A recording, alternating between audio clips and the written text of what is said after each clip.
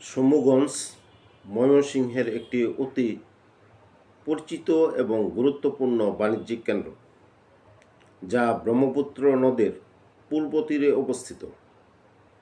এর নামকরণের পিছনে জমিদার শম্ভুচন্দ্র চৌধুরীর ইতিহাস সরাসরি জড়িত। আজ শম্ভুগঞ্জের নামকরণ ও তার ইতিহাস নিয়ে কথা বলব। কল্পকথায় বলতে গেলে শম্ভুগঞ্জ নামটি বুকাইনগরের জমিদার শম্ভুচন্দ্র চৌধুরীর নামে নামকরণ করা হয়েছে। এ পর্যন্ত জানলেই মোটামুটি হয়েছে, কিন্তু শম্ভুগঞ্জের ইতিহাস অনেক বিস্তৃত এবং ব্যাপক। এখন শম্ভুগঞ্জের বিস্তৃত ইতিহাস ও ওই সময়ের অর্থনীতি নিয়ে কথা বলব। ওই সময় অর্থনীতি নির্ভর ছিল নদীকেন্দ্রিক। পরবর্তীতে এটা হয় রেলকেন্দ্রিক। বর্তমানে যখন এই শম্ভুগঞ্জ বাজার সম্বন্ধে কথা বলছি, এখন অধিকাংশই হচ্ছে অর্থনীতিটা নির্ভর সড়ক বা রাস্তা কেন্দ্রিক। সঠিক ইতিহাস সম্বন্ধে জানা একটি জটিল এবং দুরূহ কাজ। বিভিন্ন উৎস থেকে এই ইতিহাসটুকু সংগ্রহ করতে যথেষ্ট সময় এবং ধৈর্য ধরতে হয়েছে। মূল কথায় আসি। শম্ভুচন্দ্র চৌধুরী বা শম্ভুচন্দ্র রায়চৌধুরী বৃহত্তর ময়মনসিংহ অঞ্চলের প্রাচীন জমিদার বংশের সদস্য ছিলেন। বিশেষ করে বুকাইনগর বাসাবাড়ির জমিদার বা বারেন্দ্র ব্রাহ্মণ জমিদার পরিবারের সদস্য ছিলেন। এখন যদি আমরা আসি যে লক্ষ্মীনারায়ণ চৌধুরী সম্পর্কে কিছু বলি, কারণ এটা হচ্ছে এই শম্ভুগঞ্জের নামের ইতিহাসের সাথে সম্পর্কিত। লক্ষ্মীনারায়ণ চৌধুরী বুকাইনগর জমিদারের মালিক ছিলেন এবং ব্রিটিশ আমলে প্রভাবশালী জমিদার হিসাবে উনি পরিচিত ছিলেন।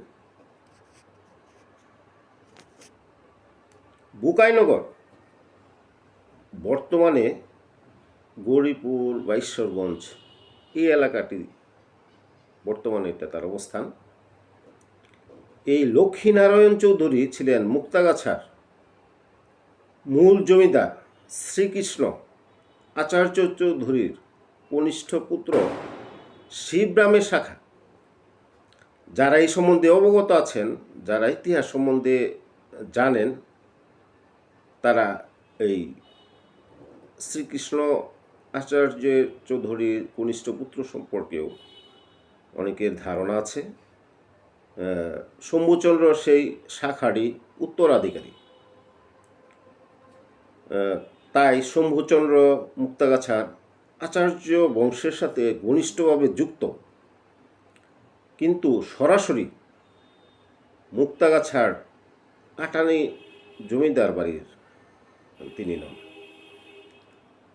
আমরা যদি শম্ভুচন্দ্র লক্ষ্মীনারায়ণ চৌধুরীর সম্পর্কটার দিকে লক্ষ্য করি, তাহলে দেখব যে শম্ভুচন্দ্র লক্ষ্মীনারায়ণ চৌধুরীর নাতি ছিলেন। ইতিহাস থেকে আমরা এটাই জানি। আর লক্ষ্মীনারায়ণের 3 ছেলে ছিল। প্রথম হচ্ছে শ্যামচন্দ্র, তারপরে গোবিন্দচন্দ্র, তৃতীয়ত হচ্ছে রুদ্রচন্দ্র চৌধুরী। শ্যামচন্দ্র চৌধুরীর একমাত্র ছেলেই ছিলেন হচ্ছে শম্ভুচন্দ্র চৌধুরী। এই শম্ভুচন্দ্র চৌধুরী তার নামে শম্ভুগঞ্জ বাজারটি প্রতিষ্ঠা করেন, যা তার সৎ কাজের বা মানুষের উপকারার্থে এইটায় বা উপকারের অংশ হিসাবেও সাধারণ মানুষের উপকারের জন্যই এটা উনি করেছিলেন।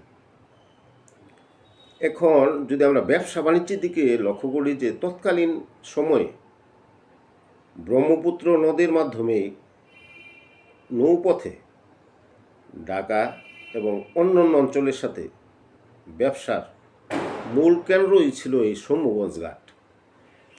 চাল, পাট এবং লবণের বড় বড় আড়ত এই শম্ভুগঞ্জে গড়ে উঠেছিল ওই সময়। ঐতিহাসিক বিবর্তনের দিকে যদি আমরা দৃষ্টি দিই, তাহলে দেখব যে ঐতিহাসিক প্রেক্ষাপটে ব্রহ্মপুত্র নদটা 1787 সালে এই অঞ্চলে প্রচণ্ড ভূমিকম্প হয়েছিল। আমরা ইতিহাস থেকে এটা জানি। এই 1787 সালের প্রলয়ঙ্কারী ভূমিকম্পের আগে ব্রহ্মপুত্র নদটা ছিল অত্যন্ত প্রশস্ত, যা এখন এর কল্পনার অতীত এটা বলা যায়। তৎকালীন মানচিত্র যদি আমরা লক্ষ্য করি, মানচিত্র অনুযায়ী ময়মনসিংহ শহরের বর্তমানের যে নামটা আছে শেহরা, এই জায়গা থেকে শুরু করে সাহেব কাচারি, রাজগঞ্জ অথবা গাজীপুর পর্যন্ত এই ব্রহ্মপুত্র নদের বিস্তার ছিল। এত তার বিস্তৃতি এই ব্রহ্মপুত্র নদটা। গাজীপুর বলতে এখন আমরা আসলে যে শম্ভুগঞ্জ বাজার থেকে বর্তমান কিশোরগঞ্জ যাওয়ার যে রাস্তাটা আছে, এটার রাস্তার একটি স্থানের নাম এটা, গাজীপুরটা। কিন্তু এই যে 1787 সালের সেই ভূমিকম্পের ভূমিকম্পের যে প্রভাব, এর ফলে এই নদের গতিপথটা আমূল পরিবর্তন হয়েছিল ওই সময়। আমরা ভৌগোলিক অবস্থা যদি আমরা লক্ষ্য করি, যে ওই সময় যে তার অবস্থানটা আমরা জানি, ভৌগোলিকভাবে আমাদের মানচিত্র আছে। ওই সময় যে বিখ্যাত মানচিত্রকর জেমস রেনেল, উনি মূলত 1764 থেকে 1777 সালের মধ্যে অবিভক্ত বাংলার মানচিত্রগুলি উনি তৈরি করেছিলেন। বিখ্যাত মানচিত্রকর জেমস রেনেলের করা এই 250 বছর আগের মানচিত্র আমরা যদি বিশ্লেষণ করলে দেখা যায় সেই সময় শম্ভুগঞ্জ বাজার নামে কোনো প্রসিদ্ধ স্থানের অস্তিত্বই ছিল না। তবে পরাণগঞ্জ, কাশীগঞ্জ ও রাঘবপুর নামে কিছু জনপদের উল্লেখ ওই সময় পাওয়া যায়। 250 বছর আগের মানচিত্র যদি আমরা এখন থেকে পিছনের দিকে ফিরে যাই, তাহলে এটা 1770-এর দশকের মানচিত্রকে আসলে এখন বোঝানো হচ্ছে। আর আরেকটি বিষয়, জেমস রেনেলের আমরা অনেকেই আসলে এই সম্বন্ধে পরিচিত না বর্তমানে। এই জেমস রেনেলকে ভারতীয় জরিপের জনক বলা হয়। তিনি যখন এই মানচিত্র আঁকেন, তখন ব্রহ্মপুত্র নদ তার পুরনো খাত বা ময়মনসিংহ শহরের পাশ দিয়ে প্রবাহিত হতো। এর ঠিক 10 থেকে 12 বছর পর 1787 সালের ভয়াবহ ভূমিকম্পে নদটি তার গতিপথটা পরিবর্তন করে। তাই রেনেলের মানচিত্রে শম্ভুগঞ্জের অস্তিত্ব না থাকাটাই ঐতিহাসিকভাবে একদম সঠিক, কারণ তখন সেখানে নদী ছিল, কোনো জনপদ বা কোনো বাজার বা কোনো গঞ্জ ওই সময় গড়ে ওঠেনি। ওই মানচিত্র থেকে আমরা এইটাই যে মানচিত্র থেকে পাই। পরবর্তীতে 1894 সালে প্রকাশিত জনস্টন মানচিত্রে শম্ভুগঞ্জ স্থানটির স্পষ্টভাবে উল্লেখ পাওয়া যায়, যা এর ঐতিহাসিক গুরুত্বকে আরও বাড়িয়ে দিয়েছে বা নিশ্চিত করছে। এটা ধারণা করা হয় ইংরেজি 1822 সাল থেকে 1870 সালের মধ্যে বুকাইনগর জমিদারির মালিক শম্ভুচন্দ্র চৌধুরী নিজের নামে এই বাজারটি বা এই গঞ্জটি প্রতিষ্ঠিত করেছিলেন। গবেষক এবং প্রত্নতাত্ত্বিকদের মত ওই রকম। ঐতিহাসিক রেকর্ড অনুসারে 1787 সালের ভূমিকম্প মধুপুর ট্র্যাকের উত্থান ঘটে। তারপরে এর পরিপ্রেক্ষিতে ব্রহ্মপুত্রের প্রধান ধারা পশ্চিমে সরে যমুনা নদীতে মিশে যায়। এটা এর ফলে পুরাতন ব্রহ্মপুত্র, এই পুরাতন ব্রহ্মপুত্র নামে এটা পরিচিতি পায় বা পরিচিতি ধারা ধীরে ধীরে আমরা পুরানো ব্রহ্মপুত্র নামে এটাকে চিহ্নিত করা হয়। এই যে জামালপুর পুরাতন ব্রহ্মপুত্রটা যা জামালপুর বর্তমানে এবং ময়মনসিংহ, কিশোরগঞ্জ এই অঞ্চল দিয়ে মেঘনা নদীতে পতিত হয়েছে। এই ভূমিকম্পের ফলে এর উৎপত্তি স্থানে মধুপুর ট্র্যাকের উত্থান ঘটার ফলে এটা ধীরে ধীরে শুকিয়ে যায় ব্রহ্মপুত্র নদটা। এখন এটি বলা যায় যে সরু নদী বা মরা খালের মতো অবস্থা তার। এটা এখন যে কেউ যদি আমরা এই নদীটা দীর্ঘ নদীপথে যাই তাহলে দেখব স্থানে স্থানে এটা সরু খালের মতো অবস্থা তার। নদীর আর ওই পূর্ববর্তী অবস্থা নেই। এই ময়মনসিংহ শহরের কাছে শম্ভুগঞ্জ সেতু এই পুরাতন ধারার উপরই নির্মিত হয়েছে। আমরা যে বর্তমান যে কথা বলছি ওই সময় যে সেতুটা অবস্থিত। এই যে নদীপথের পরিবর্তনের ফলে ওই সময় ব্রহ্মপুত্রের মাঝে বিশাল একটা চর জেগে ওঠে এবং সেই চরের বুকে বর্তমানে শম্ভুগঞ্জ বাজারটা গড়ে ওঠে।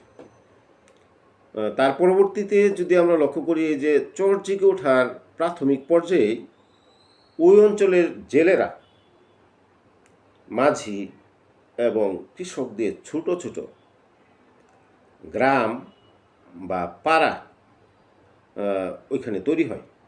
ধীরে ধীরে এটি একটি বাজার ও নদী বন্দরের রূপ নেয়। এটা এইভাবে আসলে জিনিসগুলির পরিবর্তন বা ব্রহ্মপুত্র নদের পরিবর্তনের ফলে এই চর জেগে ওঠার ফলে এইগুলির সৃষ্টি হয়। এর আবার ঐতিহাসিক কিছু গুরুত্ব আমরা যদি দিকে দৃষ্টি দিই তাহলে দেখব ইস্ট বেঙ্গল রেলওয়ে কোম্পানির মাধ্যমে 1885 সালে ময়মনসিংহের সঙ্গে ঢাকার রেল সংযোগ স্থাপিত হয়। এর 1892 সালে ইংল্যান্ডে গঠিত আসাম বেঙ্গল রেলওয়ে কোম্পানি এদেশে রেলপথ নির্মাণের দায়িত্ব নেয়। এই দায়িত্ব নেওয়ার পর ময়মনসিংহ, গৌরীপুর, ভৈরব লাইনের সাথে Ishwarganj railway station, Kishoreganj railway station 1912 থেকে 1918 সালের মধ্যে এই রেলপথটা তৈরি করা হয়। ময়মনসিংহ, গৌরীপুর, ভৈরব রেললাইন ছিল আসাম বেঙ্গল রেলওয়ে কর্তৃপক্ষের ব্যবস্থাধীন এটা। পরবর্তীতে 1915 সালে চর কালীবাড়ি, আর বর্তমানে এটার নামই আছে চর কালীবাড়ি। এর পরবর্তীতে এই অংশে হচ্ছে কেওয়াটখালী নামকরণ। এটা এই চর কালীবাড়ি এবং কেওয়াটখালী এলাকার ব্রহ্মপুত্র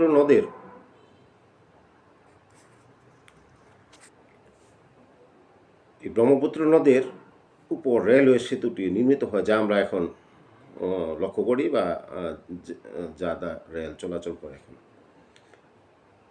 যা ময়মনসিংহের সাথে মোহনগঞ্জ, জারিয়া এবং ভৈরবের সাথে এই লাইনটা যুক্ত আছে। এই রেলপথ নির্মিত হওয়ার সময়ে সমগঞ্জ বাজারে একটা স্টেশনও স্থাপিত হয়েছিল। সমগঞ্জ এলাকাটি একসময় প্রশাসনিকভাবেও গুরুত্বপূর্ণ ছিল। 1880 এর দশকের সময় যখন ময়মনসিংহ শহরে রেল লাইন আসার কথা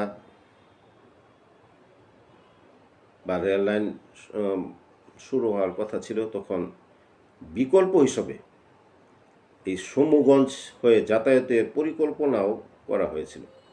বর্তমানে সমগঞ্জ রেল সেতু এবং ময়মনসিংহের সাথে নেত্রকোনা, শেরপুর এবং কিশোরগঞ্জের প্রবেশদ্বারও ময়মনসিংহ, নেত্রকোনা এবং কিশোরগঞ্জ রেল যোগাযোগের প্রবেশদ্বার হিসাবে এটাও কাজ করে। ওই অঞ্চলের মানুষ এই রেলপথটায় ব্যবহার করে ওই সব অঞ্চলেই চলাচল করত। এখন বর্তমান প্রেক্ষাপটে যদি আমরা সমগঞ্জ বাজারটি দেখি, এটা একটা বিশাল পাইকারি বাজার এবং শিল্পাঞ্চল হিসাবে পরিচিত। বর্তমানে ব্রহ্মপুত্র নদীর উপর নির্মিত সমগঞ্জ সেতু এই এলাকাটিকে মূল শহরের সাথে যুক্ত করেছে। বর্তমানে সমগঞ্জ ময়মনসিংহের সিটি কর্পোরেশনের একটি ওয়ার্ড যখন কথাগুলি বলছি।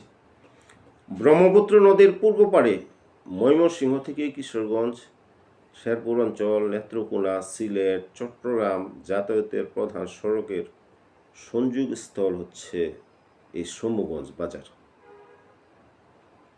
এই সমগঞ্জ বাজার দিয়ে এই অঞ্চলগুলো, সমগঞ্জ বাজারের উপর দিয়ে এই অঞ্চলগুলোতে যাওয়া যায়। বর্তমানে সমগঞ্জ নামটি এখন আসলে কীভাবে আসলো এটা এখন বলি।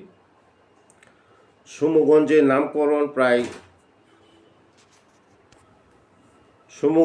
নামকরণের প্রায় 200 বছরের পুরনো এটা। 1850-এর দশক থেকেই এই বাজারটি তার নাম অনুসারে পরিচিত পায়, সমগঞ্জ বাজার নামে পরিচিত। এর পরবর্তীতে আমরা এটি সাধারণত মানুষের ব্যবসা বাণিজ্য এবং উন্নয়নের জন্য প্রতিষ্ঠিত হয়েছিল, যা তার দানশীলতার প্রমাণ পাওয়া যায়। জমিদার শম্ভুচন্দ্রের অবদান। শম্ভুচন্দ্র শুধু সমগঞ্জ বাজারই স্থাপন করেনি, তিনি বিভিন্ন ধর্মীয় কাজেও অনেক দান করেছেন। ময়মনসিংহের অনেক মন্দির এবং দাতব্য প্রতিষ্ঠানের সাথেও শম্ভুচন্দ্রের অবদান বা তার নাম জড়িয়ে আছে।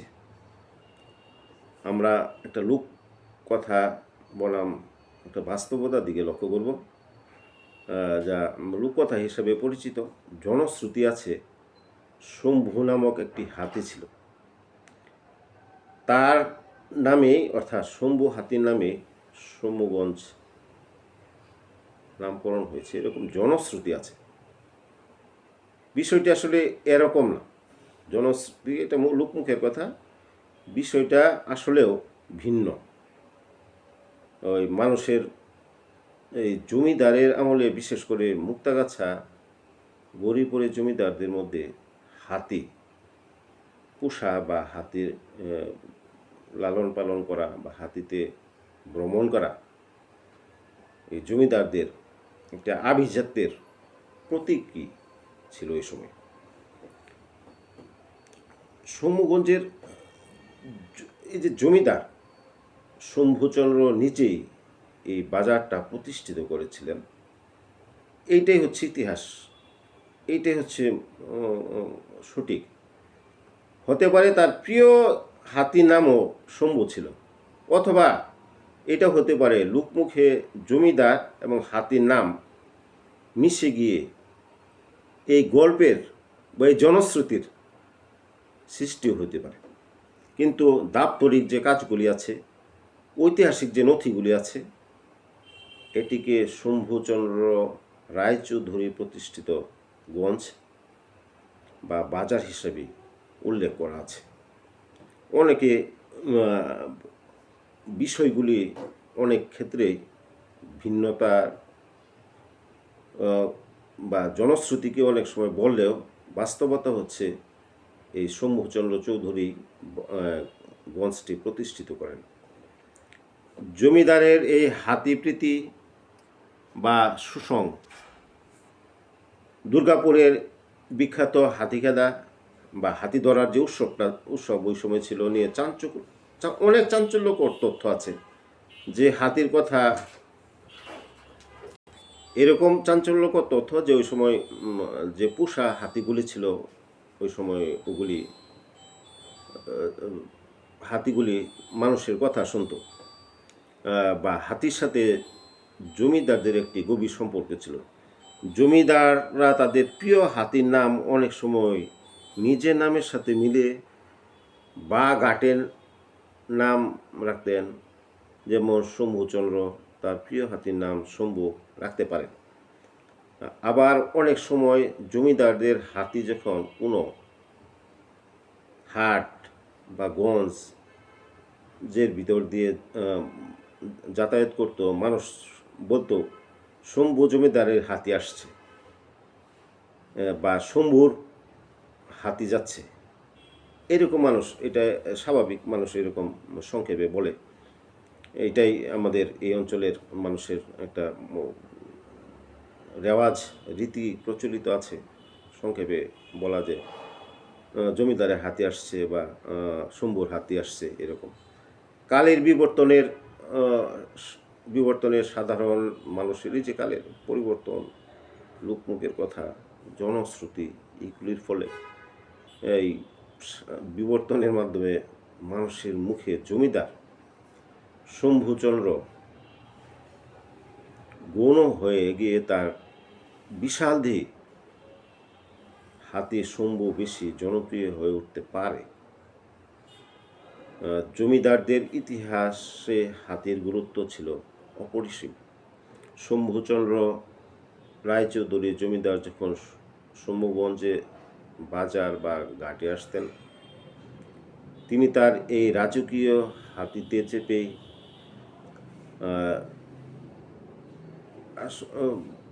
চেপে এই অঞ্চলটা জমিদারের চেপে এই জমিদারদের চেয়ে এই অতিকায় যে হাতিটা বেশি মানুষ মনে রাখত শম্ভুচন্দ্র রায়চৌধুরী থেকে। হাতিদের দেখেই তার মানুষের কৌতূহল ওই হাতির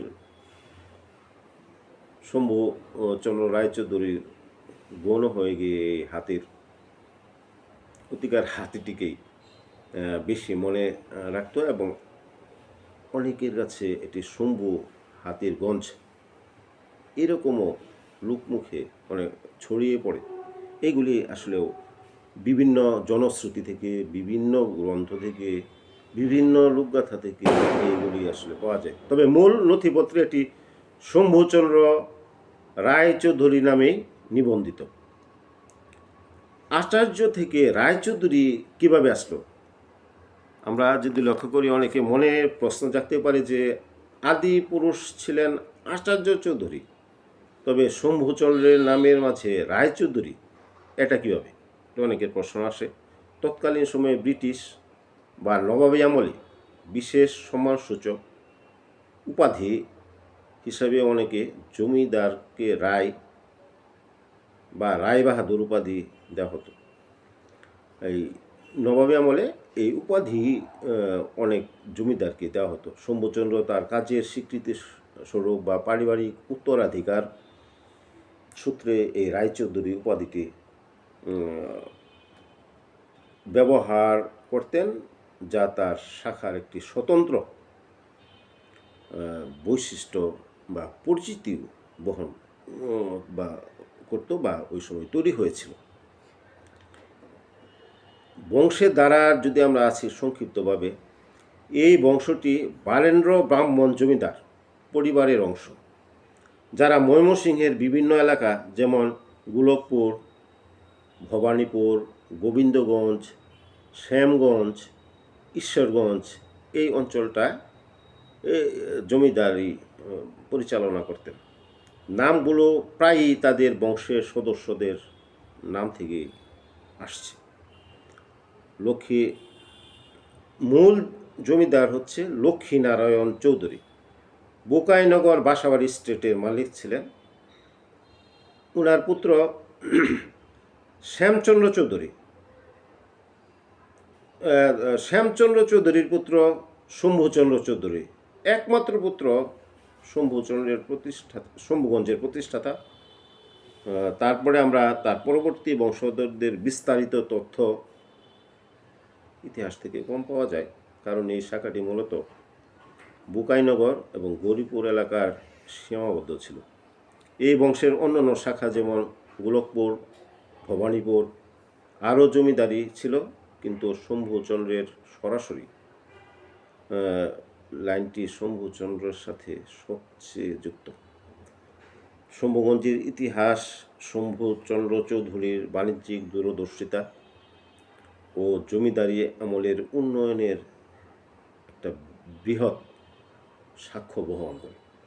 এটি ওই সময়ের ময়মনসিংহের স্থানীয় ইতিহাসের এটা একটা অমূল্য অংশ।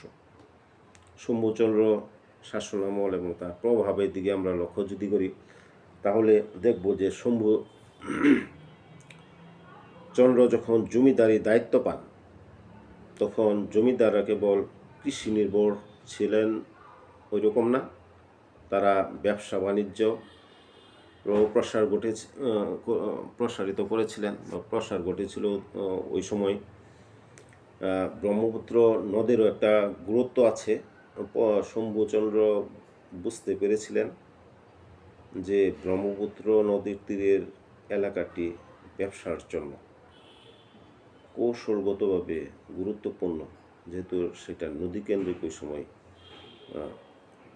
প্রতিষ্ঠিত ছিল ব্যবসা বাণিজ্যগুলি। গঞ্জ প্রতিষ্ঠা হয়েছিল এরকমভাবে তিনি তার নিজের অংশের অর্থাৎ জমিদারির যে হিস্সাটা উনি পেয়েছিলেন, ওই জমিদারি হিস্সার ভিতরেই এই বাজারটি বা গঞ্জটি প্রতিষ্ঠিত করেছিলেন। তখন নিয়ম ছিল জমিদাররা তাদের নামে বাজার বা গঞ্জ বসালে সেই বাজারের খাজনা বা খাজনা যেগুলি তোলা হয় সরাসরি ওই জমিদারের তহবিলে যেত। এভাবেই শম্ভুচন্দ্র ওই এলাকার পত্তন করেন। উনি একমাত্র এই এলাকা পত্তনের মূল ইতিহাসের অবস্থানে আছেন। এই তথ্যগুলি মূলত সৌরেন্দ্র কিশোর রায়চৌধুরীর যে বই 1911 সালের ময়মনসিংহের বারেন্দ্র ব্রাহ্মণ জমিদারের বই এবং স্থানীয় ঐতিহাসিক যে কথা বললাম ওই সূত্র থেকে নেওয়া। আজ ওই ইতিহাসের সূত্রগুলো অনেক জটিল এবং কঠিন হয়ে গেছে তথ্যগুলোকে সংগ্রহ করা এবং ওই তথ্যগুলোকে সমন্বয় করে সঠিক ইতিহাস জানা। এটা খুবই একটা দুরূহ কাজ ছিল এবং এই অঞ্চলের মানুষের জানারও একটা আগ্রহ, সবারই একটা আগ্রহ জন্মায়। আসলেও ইতিহাস কীভাবে আসছে, কোথা থেকে আসছে, এই ঐতিহাসিক সূত্রগুলোকে জানার আগ্রহ অনেকেরই মনের কৌতূহল জাগে। এই কৌতূহল থেকেই আজকে এই ইতিহাসগুলি যত দূর সম্ভব সঠিকভাবে সংগ্রহ করার চেষ্টা করেছি। বিভিন্ন ঐতিহাসিক নথি এবং বিভিন্ন সূত্র থেকে আমরা চেষ্টা করে এই ইতিহাসগুলো শম্ভুগঞ্জ সম্বন্ধে পাই। শম্ভুগঞ্জের প্রতিষ্ঠাতা যে ওনার সম্বন্ধে পাই, ওনার যে দানশীলতা, ওনার যে উদারতা, ওনার যে দাতব্য প্রতিষ্ঠানগুলোকে করা, এই অঞ্চলের নিজের জায়গায় জমিদারির প্রসার ঘটানো, এইভাবেই একসময় উনি এই অঞ্চলের এবং কি বর্তমানে ওনার নামও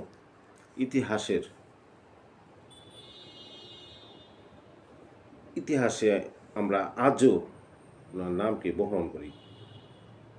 ওনার কর্মের মাধ্যমে উনি আজও এই অঞ্চলের মানুষের কাছে বেঁচে আছেন। এই শম্ভুগঞ্জ সম্পর্কে আজ এ পর্যন্তই।